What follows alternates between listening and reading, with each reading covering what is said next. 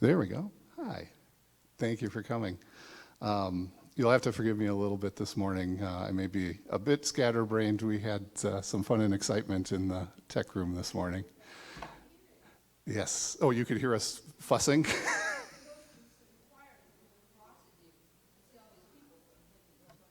Yeah. No, just one of those things.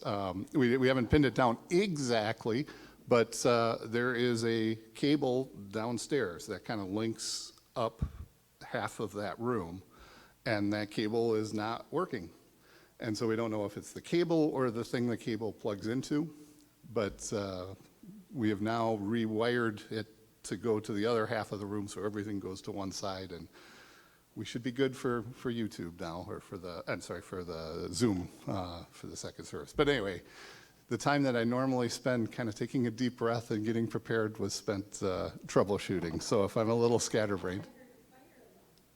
That was the coffee maker. I think that happens like if there's a danger of water coming out with nothing underneath it, and something like that. But anyway, it's annoyingly loud. It does get your attention. Anyway, thank you for being here. I mentioned last time I was going to talk about England a little bit today. We're just going to have to skip that to make sure we get to the ELCA today. The English Reformation is very interesting, and there's a lot of stuff to sink your teeth into, but it's very complicated, and it's really kind of a separate path. And you taught us that in that other room. If I still remember some of your slides, and so thank you. you taught us a lot that day. Well, you know, it's interesting stuff, but you know, to a certain extent, it's separate from our path. You know, they're mostly Calvinists of a sort, and so it's not really part of our direct tradition for the most part. But we'll skip that. But we do want to get into Lutheranism up to the ELCA today. I'm going to go backwards just a tiny bit to kind of set the stage back to the continent. Talk about the Book of Concord for a minute. So when Luther died in 1546, there was a little bit of kind of chaos in terms of who's going to be the leader of the movement. You know, different factions kind of set up and different opinions on what should happen. And this is kind of a recurring theme. The rulers were like, okay, guys, let's get on the same page. Rulers always want to have one religion, you know, that they can kind of keep their paws on and control a bit, and not have this big diversity. So what they did is they asked Jakob Andrea and Martin Chemnitz to produce a standard document of the Lutheran faith, and that was what became the Book of Concord. That contains the three ecumenical creeds: the Apostles' Creed, Nicene Creed, Athanasian Creed, the Augsburg Confession, the apology of the Augsburg Confession, so kind of the response to the Pope's response to the Augsburg Confession. It includes the small and large catechism, a few other documents. And believe it or not, that actually worked to a very large extent. What I mean by worked is that after that came out, pretty much all of the different Lutheran groups, for the most part, went, yeah, we can buy into this. And I mean, it's still our guiding document today. The Book of Concord is available through our publishing house, and the ELCA to a very large extent says, yes, this is what we believe. And interestingly enough, most of the other Lutheran groups do as well. There isn't a lot of controversy about the Book of Concord in mainstream Lutheranism, from the most conservative to the ELCA. You can find people who quibble with certain parts, but for the most part, it's a big deal. And it really worked in terms of keeping the peace in Germany especially, but also in the Scandinavian countries for a fairly long time. That was a period where there were lots of problems in Europe, but it wasn't massive Lutheran groups fighting with each other. It really kind of did the job. Of course, nothing lasts forever. And so we get to rationalism. So I have up there Immanuel Kant and Leibniz. There are lots of others, but they started talking about just how you need to use reason when you apply it to anything. So the most extreme rationalistic views were that religion makes no sense because you cannot prove it. You cannot use science to document everything that's there. So at one extreme, that was a direct attack upon religion. There were definitely other people who kind of went to realistic theism. So they would say, well, we still have faith, kind of, but we really need to be able to prove those ideas.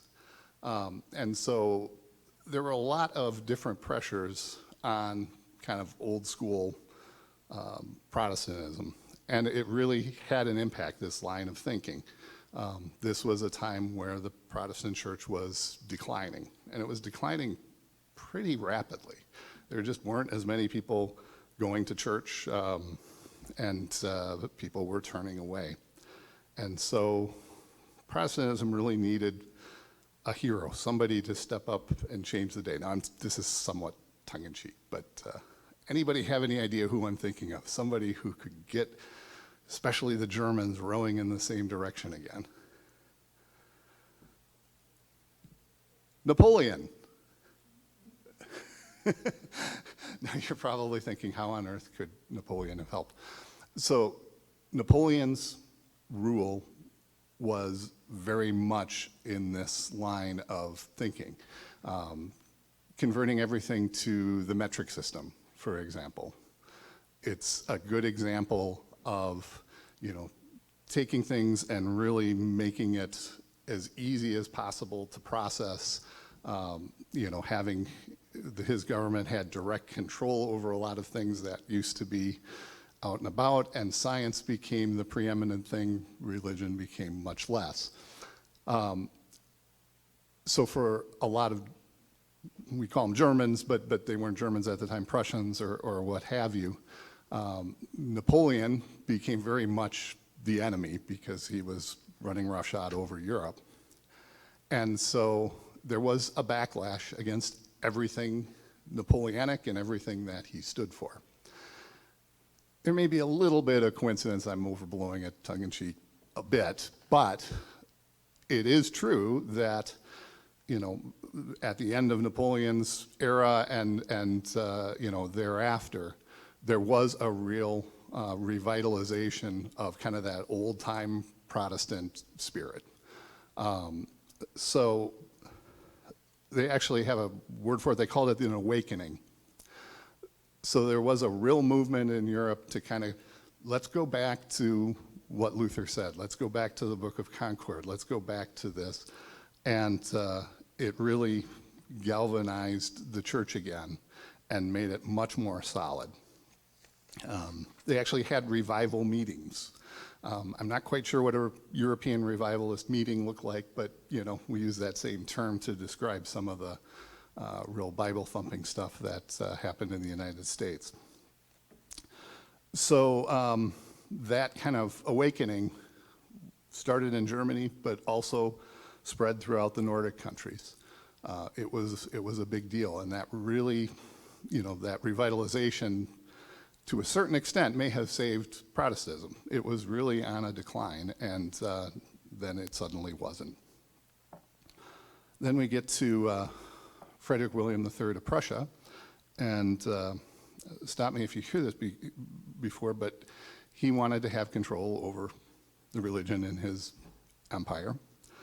And so what he did was made it so that there was only one church in Prussia. The Lutherans were basically the dominant force in his empire, but they weren't the only force. There were Calvinists there. And he basically said, none of this, we're just going to have one church. That's where, what they formed was the Evangelical State Church of Prussia. And if you go to Germany, you'll hear when you ask about Protestants, they'll use the term in German, evangelisch, as their word for Protestant. That's where this comes from the Prussians setting up a state church that at the time everybody kind of had to be a member of. It was largely effective, to the point that if you go to Germany today, most people think very much in binary terms. Either you're Catholic or you're evangelisch. And this was the start of that. Started in Prussia, then other rulers in the principalities and the governmental areas of the time thought this is a great idea, and they basically did the same thing. Some churches fought their way through, some that were not part of this single one, so it wasn't 100%.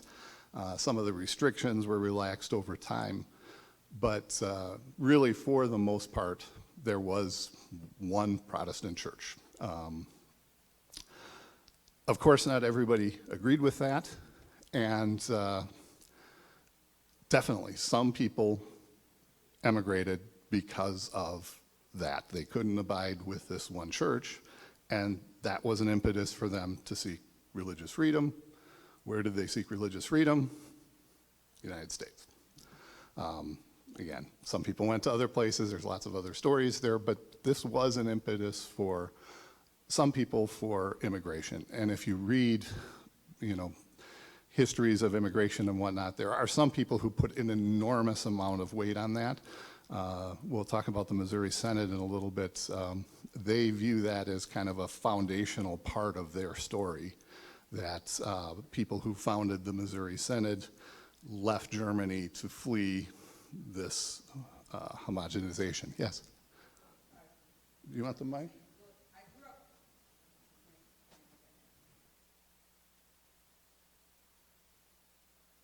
I grew up in St. Louis, so I know a lot about Missouri Synod, even though I've never been part of that church. But I was part of a church that had Lutheran in its name, but it's really a Reformed church. It was the German Evangelical and Reformed Church, which is now part of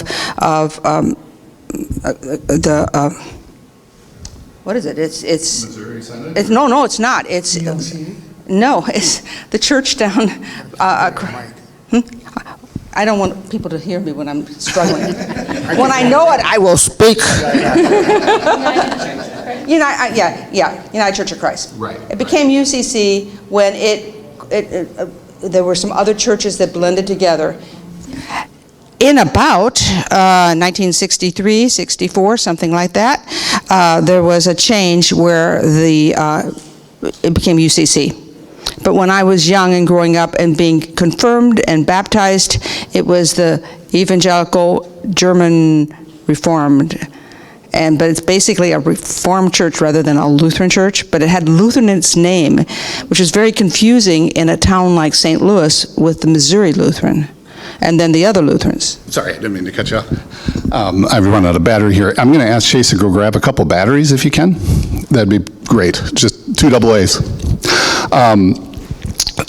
Yes, and I mean, some of that may go back to this period where the Calvinists were forced together with... These people had come from Germany in the 1800s. Right. And that church began in 1870. Right. Yeah, exactly in that time period. One second. But people reacted to the trends in Europe in completely different ways. Some basically looked at it and said, oh, they're getting together with the Calvinists. This is great. We should do the same thing. Therefore, we will use our name, make our name be Lutheran, but have Reformed in it as well. It's a marriage of the two. And others said, they're out of their ever-loving minds. We need to go in a completely different direction. But absolutely. This is just a tidbit. Jim Augustin, that was sitting over here at a number of classes. He was a professor at Concordia in Fargo-Moorhead. And I said, I thought Concordias were all Missouri Synod. He said, no, this is the only one in the United States that's ELCA. And that was new news to me, that the Concordia I always thought was Missouri Synod. No, I mean, I'm going to kind of go through a progression of synods and whatnot. Thank you. But the progression that I'm going to go through is not as neat and clean as it should be. There are different branches that break away and then come back and then go over here and then come, so it's really difficult. And I'm guessing that was the situation there, where this particular college was part of all the other Concordias, but then broke away. I don't know that for a fact, but a lot of that kind of thing has happened over time. Yeah, it's interesting. There we go. It's too bad that Jim isn't here today, because I'm sure he could answer that specific question. Any other thoughts or questions there so far? So I want to go to the U.S. That kind of sets some stage for stuff we'll talk a little bit more about in a moment. So when we look at the history of the Lutheran Church in the United States, we can go back to the colonial period. What we didn't have was a colony that set up Lutheranism as the state church. And that's just due to numbers. There wasn't a massive colonial influx of immigrants from specifically Lutheran areas. There were Calvinist influxes that were large enough where they kind of dominated, but not Lutheran. Of course, there were Lutheran immigrants, and but they tended to be in small little pockets. What tended to happen at first was, they would have worship services in their home. As more immigrants came who kind of came from the same general area, those would, get larger. Eventually, they might be large enough to build their own church. But the problem was that it wasn't pastors who were immigrating. It was farmers and other people who maybe didn't have, massive education. So they did the best they could, but when they got big enough where it made sense to actually have a regular church, they would have to send back to Europe and say, hey, can you send us a pastor? And it's something that's kind of, I didn't really think about much until I looked into this, but for many, many years, Europe viewed the United States as a mission. So they were sending missionaries and they were sending pastors to build churches just like we may do in other places like Africa or what have you. So that's how things started, just by getting pastors from the old country. Very often it didn't work real well. That was a tough assignment. You're asking people from Europe to come to the frontier. They had no basis for understanding what life was like. And generally speaking, they weren't coming to one church. They were coming to be the pastor for a very wide area of small little churches. And so on any given Sunday, they might be going to 4 different places. Sermons were not, or services were not short. So they might have 3-hour services 4 different times on one day. I mean, it was rough. So a lot of them didn't work. And besides that, then there's the usual personality conflicts and what have you. So in many cases, it didn't work out so well. There are definitely cases where somebody came and they stayed for 30 years, but in a lot of cases it was rough. Eventually, there were enough Lutherans around to kind of create a national body. So the first Lutheran national body in the U.S. was the Evangelical Lutheran General Synod of the United States of America.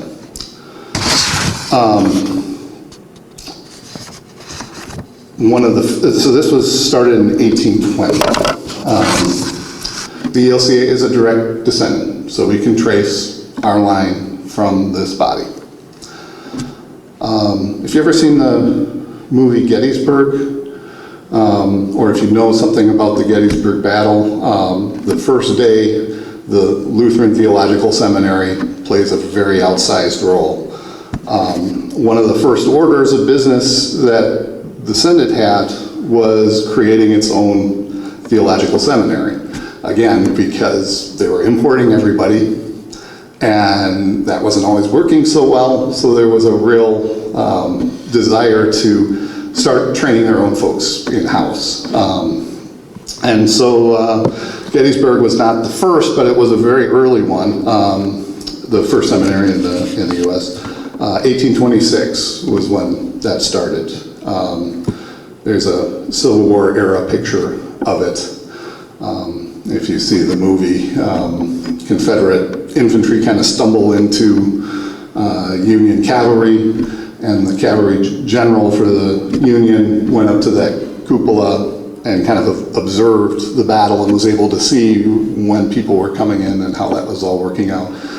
That happened, and that place still exists. It's a museum now on the campus of the seminary, which is still operating.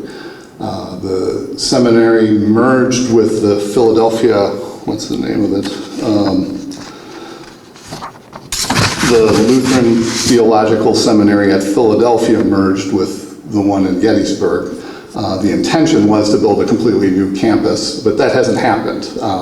So they've still run a split campus under one ownership. But again, you can go and visit that and visit the museum and then see the rest of the seminary there. Let's see here. So that General Synod was not really that conservative in a lot of ways compared to our viewpoint. They were definitely influenced by this idea of rationalism that was going on in Europe. So in their minds, the Augsburg Confession, some of those points were up for debate. It's kind of interesting that the very first Lutheran body in the U.S. Was not that fundamentalist on some of this stuff. The constitution of this group lacked direct references to the Bible.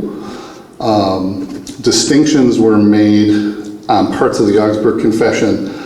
Some parts were deemed fundamental, and other parts were labeled not fundamental. So in other words, they were saying you can be part of our group and think that parts of the Augsburg Confession that are labeled non-fundamental, you can have different opinions about it. That eventually changed.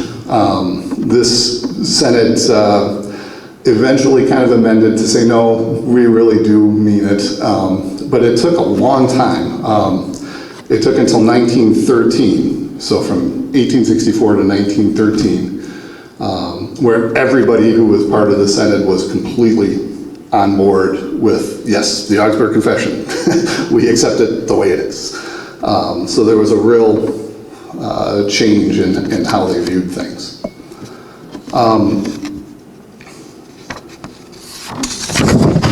Let's move ahead here. So the response to the creation of what I'll call the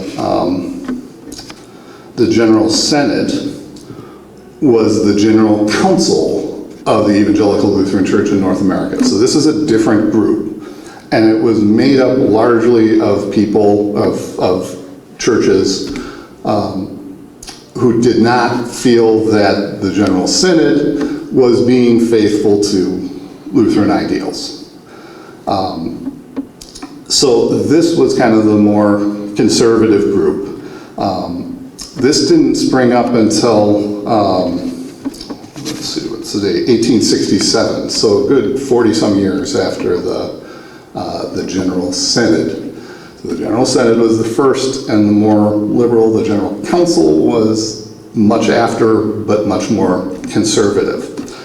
And so they consisted of, a lot of different kind of local synods, the Pennsylvania Ministerium, the District Synod of Ohio, the English Synod of Ohio, the Synod of Wisconsin, that one will come up again, Joint Synod of Ohio, Michigan Synod, Pittsburgh Synod, Minnesota Synod, Iowa Synod, Canada Synod, New York Ministerium, Norwegian Synod of America, which some of you may know is kind of super conservative these days and has largely melded into the Wisconsin Synod. And so they formed that group to kind of be the counterbalance, the more conservative end of Lutheranism. However, it wasn't very long until a lot of the more conservative groups within the conservative group said we're not conservative enough. And so the Missouri Synod and the Wisconsin Synod split off from that. They only lasted about 4 years in that group. So it gets a little confusing. We had, the conservative group and then that splitting off in more conservative groups.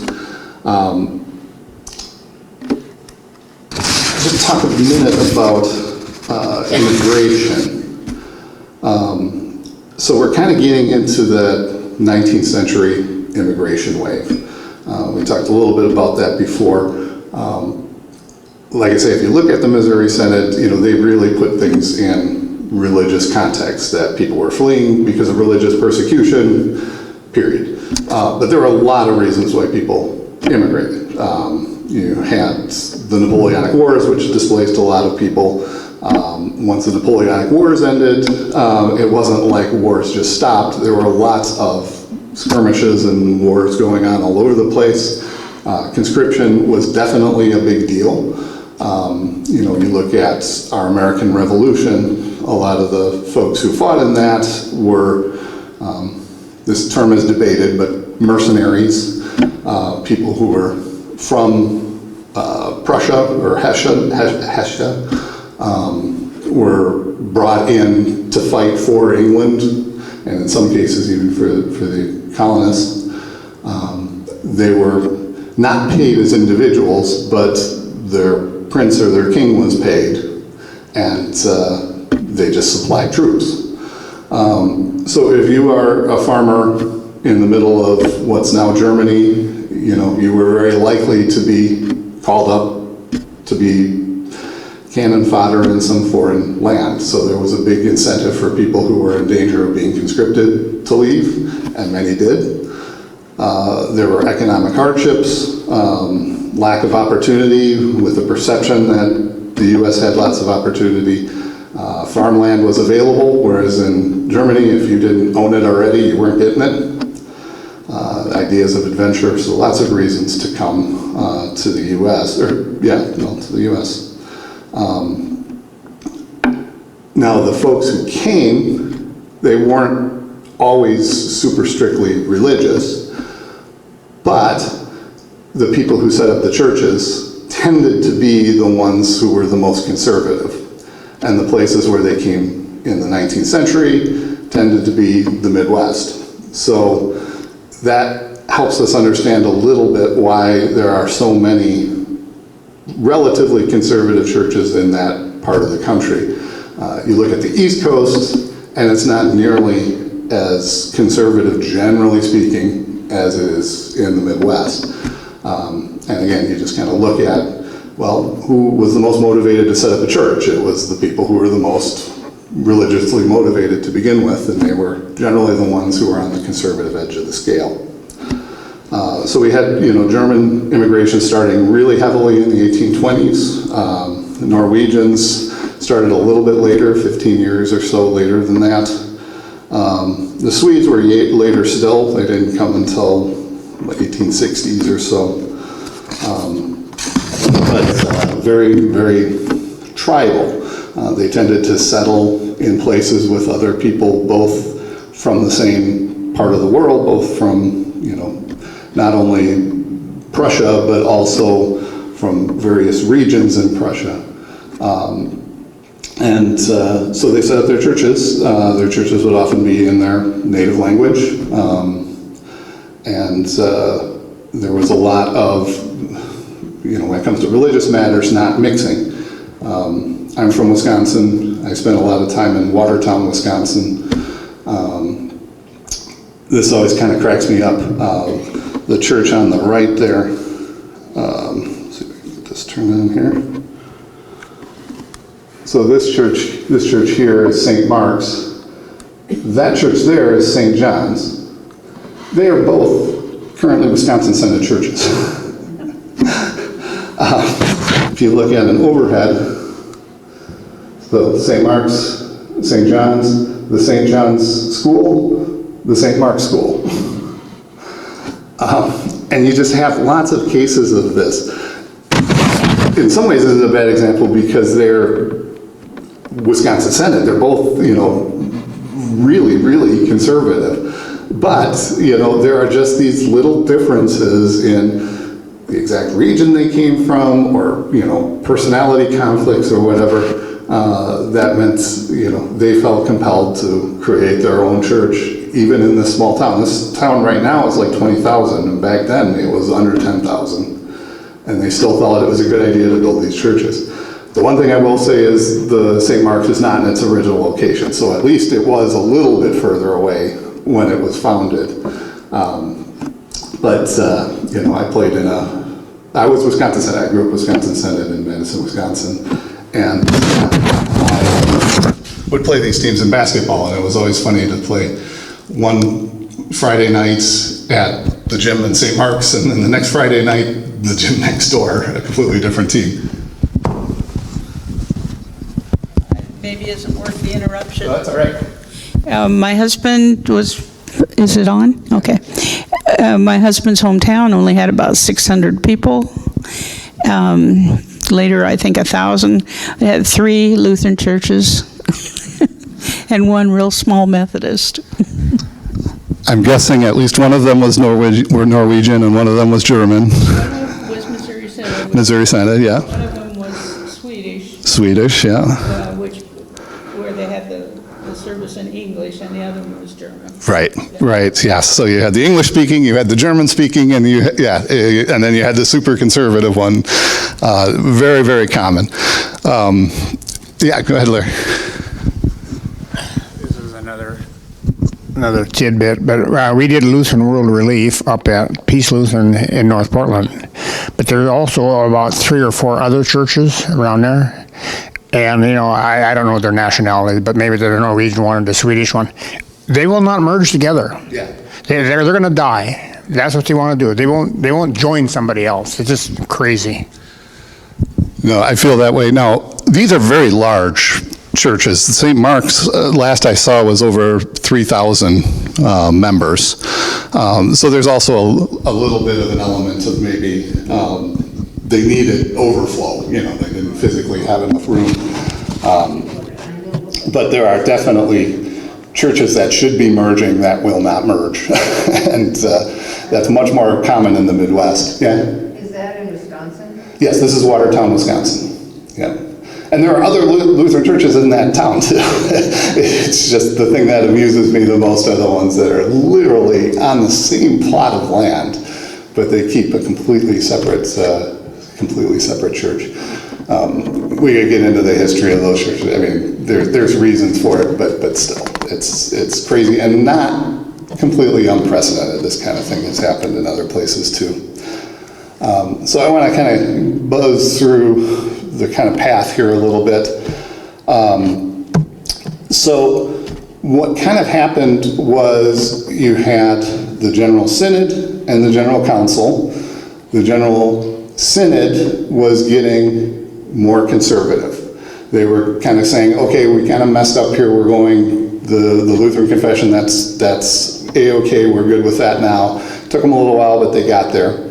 The General Council basically jettisoned some of their most conservative people because they were the Wisconsin Synod and the Missouri Synod, and they went off and they did their own thing. So the General Council and the General Synod kind of looked at each other and said, you know what, we're really not far apart anymore. We were created, the General Council was created because you were off in the weeds somewhere, but now we're really on the same page.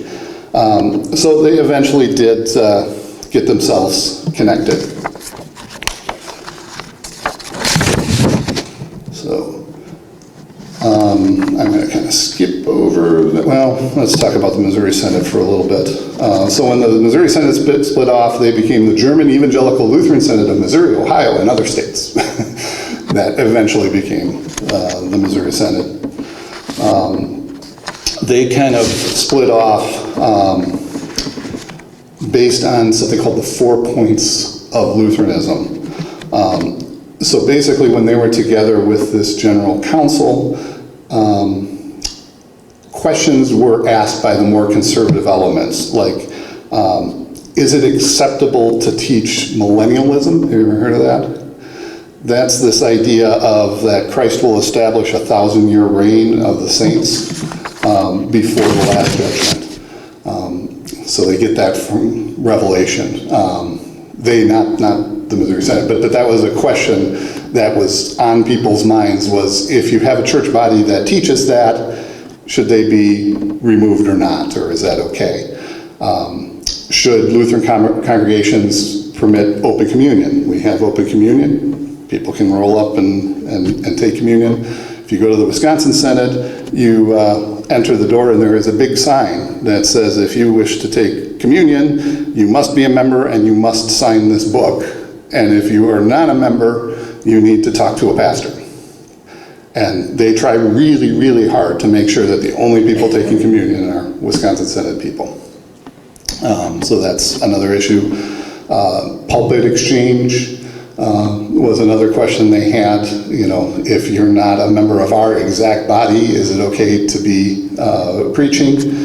And can Lutherans be members of something like the Masons, so secret societies or what have you? And so that was a main reason why the Missouri Synod and the Wisconsin Synod split off from this General Council, was they did not get answers that were conservatively satisfactory to them. So if you hear about the 4 questions, that's what that refers to. So by 1871, 5 synods had left the General Council.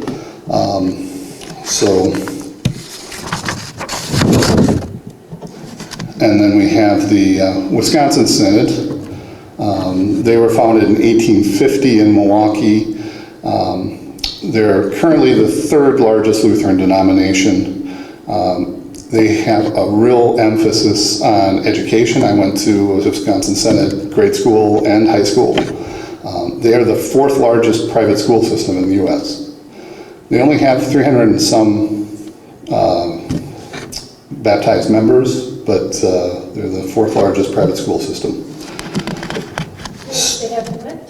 300 some thousand baptized members. 1,000, you didn't say 1,000. I'm sorry, 300 and some thousand. Yes.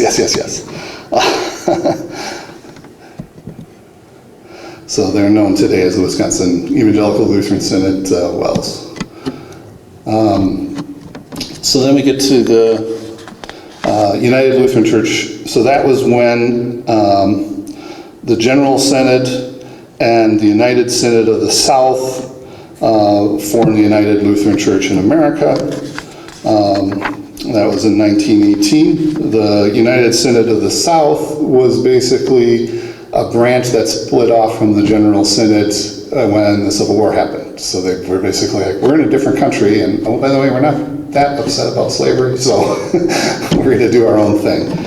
They eventually came back. Let's see here.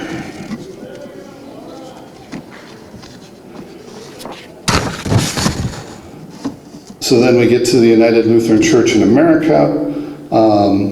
That was the next step for the General Synod. They merged with some other ones, the Finnish Evangelical Lutheran Church of America, the American Evangelical Lutheran Church, Augustana Evangelical Lutheran Church. And then we kind of get a different branch now. That's the American Lutheran Church. That was made up of German congregations, as well as, like from Iowa, the Lutheran Synod of Buffalo, the Evangelical Lutheran Joint Synod of Ohio and other states. So they were formed in 1930. The Pacific Lutheran Theological Seminary in Berkeley came out of this branch. And then they joined with some Norwegian churches and some Danish churches and became the American Lutheran Church. They didn't get real fancy with their renaming. So you'll sometimes see Old American Lutheran Church, that was before this merger. If you see the emphasized, that's after the merger. Then we have the Lutheran Church in America. So that was a merger between the American Lutheran Church, the Association of Evangelical Lutheran Church, the Lutheran Church of America. They agreed in 1982 to unite in 1988. And I'm sorry, I know I'm going through this. It's a little bit confusing, but that's when we get to the ELCA in 1982. Those two main branches decided to unite in 1982. It took them until 1988. So ELCA has about 3.14 million baptized members. That's the largest Lutheran body in the U.S. The Missouri Synod has 1.86 million baptized, and then we drop down to Wisconsin, which is 344,000 baptized. So we're getting low. I wanted to talk just a little bit about the differences between them, but I'm just going to stop here and ask if anybody has any thoughts or questions. Otherwise, I'll just do a couple more points and we'll call it good. So in terms of the Wisconsin Synod and the Missouri Synod, I think from our perspective, we tend to kind of group them all as just those conservatives, you know. But they don't agree. They do not have all levels of fellowship together. The things that kind of separate them have to do with, again, communion. The Wisconsin Synod is extremely strict on who can take communion.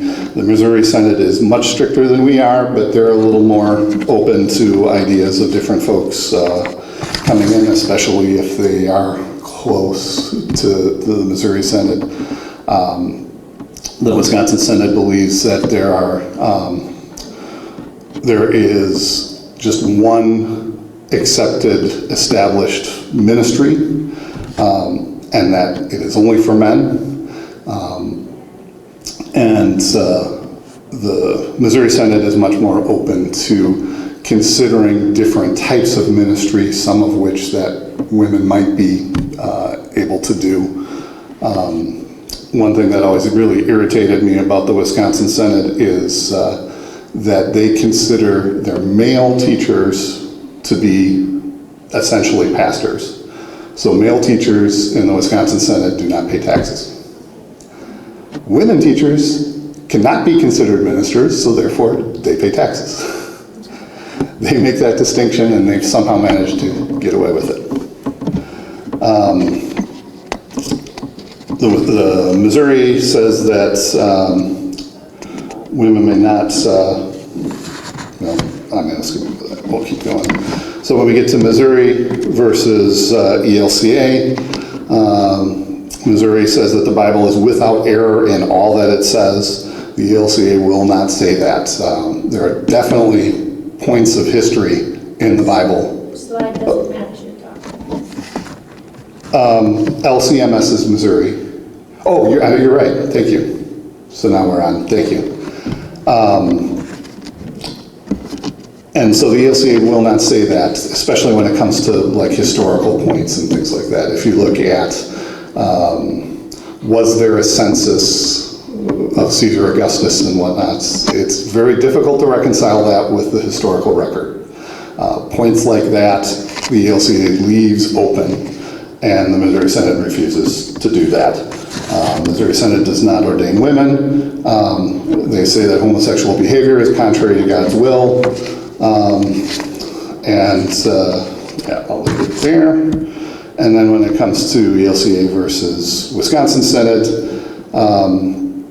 Again, the Wisconsin Synod confesses that the Bible is inspired, inerrant, and infallible. Again, the ELCA will take a little bit more of a historical context on certain things. Sexuality is a big source of conflict. And of course, that's only expanded with some of the more recent proclamations that the ELCA has done. And the Wisconsin Synod believes that all doctrines need to be agreed on before there can be any level of fellowship whatsoever. So the odds of the ELCA having much to do with the Wisconsin Synod are very, very low at this point. And we're about out of time. So we made it to the ELCA. Thank you. Any other questions or thoughts? If not, I will let you get on with your day. I'm sorry? Were you originally Wisconsin? I was originally Wisconsin Synod, yeah. So like in my older history, like my grandparents and whatnot, many of them were kind of Missouri Synod and just wound up, at one point Missouri and Wisconsin were really pretty close. There was a general understanding and there was a fair amount of movement, both of people from one to the other, but also some of the churches migrated from one to the other. And so that was kind of where most of my relatives came from. Then I grew up Wisconsin Synod. My parents were just kind of oddballs because they were both social workers. And so they did not believe in many of the things they were hearing from the pulpit. But, my mother always said I would rather try to change things from within. And never did, but that was her attitude. It was very difficult at times for me, and when I got to college, then I started to figure it out, and here I am. So. I've never heard of the Wisconsin Lutheran Church. Now I have, but growing up in North Dakota, there was either Lutheran or Catholic. Interesting. I've never heard of that. I've never heard of St. So just for the microphone, saying North Dakota, growing up, you'd never heard of the difference between, I think Wisconsin as a location is a hotbed of, these different church bodies and people who are very, very serious about the differences between those church bodies. And so, I heard lots of people talking about those differences in very strident tones. Obviously, what I grew up with Wisconsin Synod, they are not shy about saying that, we're gonna go to hell. That's pretty much how it is. Not everybody in the Wisconsin Synod, but you definitely hear that type of sentiment. And you hear people in Wisconsin who are in the much more liberal ones who are just very adamant about why the Wisconsin Synod is 100% wrong, and they will tell them to their face. It's a big, big deal. Well, it's interesting. Of course, I grew up in St. Louis. We lived on the East Coast. We lived in Chicago. Mm-hmm. I had never heard of the Wisconsin Synod until we moved to Oregon. That's really interesting. And then we go, oh, is there that? And I heard, oh yeah, that's a pretty big one. But we had never heard it anywhere else. Yeah. Yeah, well, we were in with Bob and Ann Thompson at baseball in Arizona, and we were playing pinochle on this couple, and they said, oh yeah, we're in Wisconsin. And I said, well, I really haven't heard much about that. I wonder if they have any of them there in Oregon. Well, he went to his room and brought out a book, and he just showed them all of it, go here, go here. In Oregon, I never even heard of it. Well, and I was thrown out of the Wisconsin Synod. And the reason I was thrown out, I was pretty much philosophically gone, through my college years as I started to get a clue. But I hadn't formally left. And my wife and I were living in Ithaca, New York, and I guess future wife at that point. So, I had moved out there. She was studying at Cornell. And I got a letter in the mail saying, there is a church in Syracuse. It's only an hour and a half away. You need to start attending. And I wrote back a very long email of how we had found this church, which was the LCA in Ithaca, and this is why this worked for me and all that. And the next letter I got back is that you are, I don't think they used the word excommunicated, but that's what they meant. You know, I was just, that's it, you're out of here. Any other thoughts or questions? Wear that as a badge of honor. I do wear that as a badge of honor, indeed. Yes, yes. I mean, it was a difficult moment just because of the tone of that letter. You know, like I say, I had moved on in so many fundamental ways, but it was a huge part of my life for 20 years, you know, and to just have it be, you know, there was no discussion, there was no sympathy, there was just, you know, you are now a heathen, leave. It was a little rough, yeah. Well, going to a church where, when Concordia Seminary broke up and Seminex became, all of those people who went to Seminex were in our church. Right. So it was really eye-opening to me, because I never heard of any of this, because I wasn't Missouri Synod. Right. But it was quite a big deal. If I would have had more time, I would have talked a little bit about that. So just real briefly, for those who may not know, so the Missouri Synod really lurched to the more conservative side pretty dramatically. And there were a lot of people who were very upset with that, and it manifested itself most clearly in the seminary in St. Louis, was it? St. Louis, oh yeah. Yeah, It was yeah. huge there. And so a bunch of the professors and students just said, we're not doing this, and they kind of created their own shadow seminary. And the church they were part of, Bethel, became an AELC until ELCA started. Exactly, We yeah. were waiting for it to happen. And so that was the only time I was part of a church that had the Missouri Synod. Oh, right. By the time we came there, they left, they formed Seminex, and it became this almost like ELCA, the Yeah. AELC. Well, and 250 Missouri Synod churches became part of the ELCA when that was formed. So they had kind of formed their own little mini body, and then that mini body of 250 churches joined en masse to the ELCA. So they were part of the founders of the ELCA. Yeah. Very interesting. Yeah, yeah. Yeah, when you hear the term Seminex, that's the shadow seminary that was created by those who... And some of those people were Pastor Brocker's teachers. Oh, is that right? Oh, yeah, some Yeah. of the people we knew and were our friends. We had barbecues together. Our pastor here, Herb Dorn, Yeah, he taught there. yeah, yeah. He was there too. You're welcome to kill it, Chase, because you got to get...